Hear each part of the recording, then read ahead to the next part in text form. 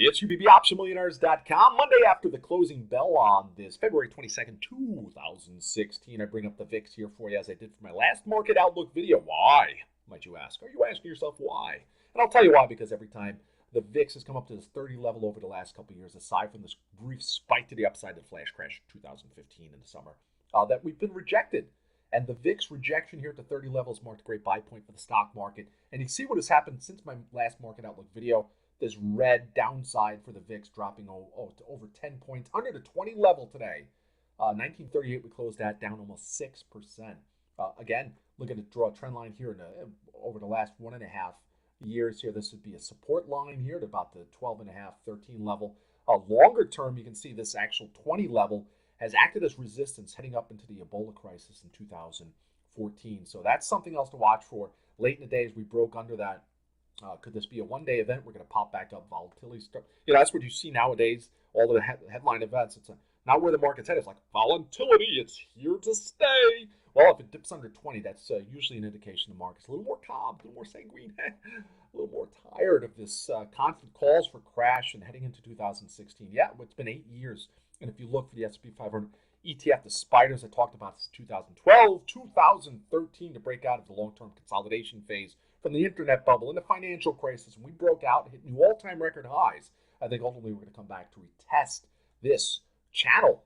If you look, it does look like a Tyrannosaurus Rex here or some sort of prehistoric animal. Yeah, we haven't seen stock prices this high really since the prehistoric age. I don't know, one of those ages, the Gamma Quadrant age. I've got no idea what I'm talking about here. I'm just going to continue onward.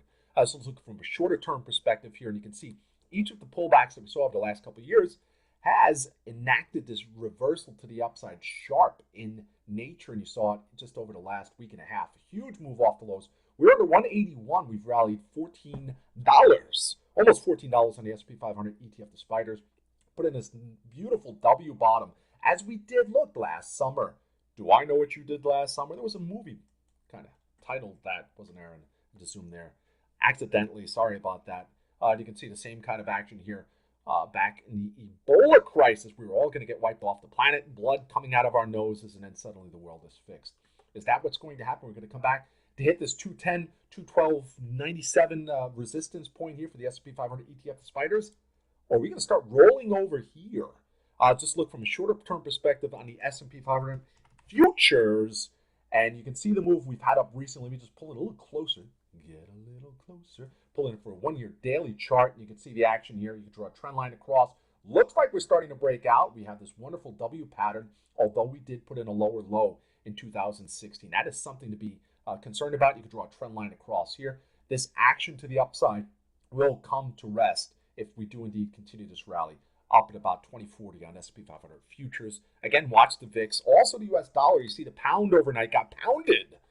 In contrast, the U.S. dollar index rallied as it was stronger against the pound. Not as much pounded, but you can look at trend line here for the U.S. dollar index over the last 4 months, breaking out. And I think, again, from a longer term perspective, U.S. dollar index is just in the midst here. Look at this beautiful pattern of a breakout. It's going to send us up to 12-plus year highs, heading back to highs that we have not seen since after the internet bubble popped, which is going to really weigh on corporate earnings.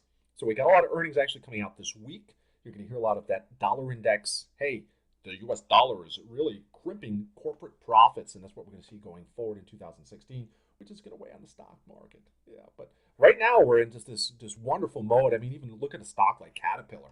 Caterpillar reported 15% reduction in sales in January. John Deere came out the following day with terrible earnings. Look at Caterpillar. To me, dead cat bounce. This is a stock I talked about when it was over 100 2 years ago. That was a great time to be selling. And sure enough, yeah, I actually said I didn't think we were going to be hitting 100 for quite a long time. That might actually require a reverse split down the road.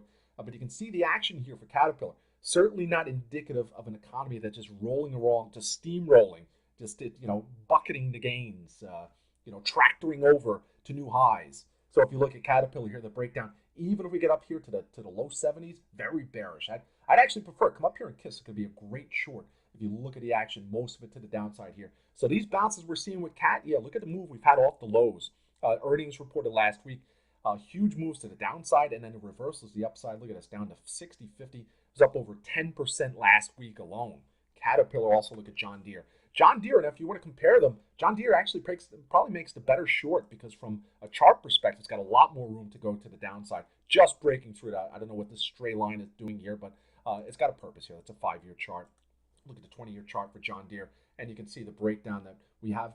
Beautiful bear flag, and looking for a downside. Look at this, 2009, a lot of room to go. Disney, I talked about this in the chat room real quick today, that I think the relief rally here that we're seeing for Disney is at least going to get us back up to the triple digits. We're just in the midst. Look at this wick reversal here as well. You're seeing it from a monthly perspective for Disney in February. Kind of like, I didn't like the 80s so much. I didn't want to dip my feet in. But if you look at 2009, and look, we're starting to roll over. We are starting to roll over. Even if it's just a 2011 type move, got a lot more downside to go for Disney's. Macy's comes out before the bell tomorrow. Look at this. We're back over support. This is a stock I was talking about for upside in 2016. So far, it's worked out well. Got to 35 bounce, but is this just a relief rally? Is this, throwing something off a cliff? It bounces and then continues down. We'll see. Also, look at some other stocks here like Lululemon. I don't know what the stray line is doing here, but point out this long-term trend line broken down. If you look from a 5-year chart perspective, you can see almost a head and shoulders pattern. We have a left shoulder ahead, a right shoulder. We're starting to break down. You draw a trend line across here as well. There's a great short here. Lulu. Also look at some other stocks. Home Depot reports earnings before the bell tomorrow. This also, if you draw a trend line across, is broken through. This is a relief rally. And share buybacks be damned for Home Depot. I think it's going to head lower. Also, let's look at some Amazon, which is at a 90-plus reversal off its lows. Look at that. 3 straight candles to the upside for Amazon off this support line. I know it's a little sloppy here, but Amazon, is this some sort of a head and shoulders pattern forming here for Amazon? Look at Google, new all-time highs, kind of lagging a little bit. The rally today, you would expect Google maybe to head up 1.5%, 2%. Instead, kind of lagged, and you can see this again. We have this pullback, a nice 3-week bounce, pullback, 3-week bounce. Are we setting up for this week, next week, pullback for Google back into the 600s? I think it's a distinct possibility, but we're going to look at the $700 level as support for Google. All right, UPBOptionMillionaires.com. So keep an eye on the VIX this week, and also I talked about the VXX as being a great indicator of short-term price action here in this market. I know it's a broken instrument, and you can see it even last week. The VIX was down. The stock market was down on Friday, kind of eliciting this, hey, what's up? But you know what? The VXX has usually been right, whereas we start to see the VXX pull back, get sold off. The stock market inevitably goes the opposite direction, and you can see the pullback we've seen the last couple trading sessions with the VXX. Again, look at the 30 level for the VXX as a point of interest if we do start to get a pullback here for the stock market. All right, I'll see you in the chat room at optionmillionaires.com. Lots of earnings reports this week. Everyone have a great evening.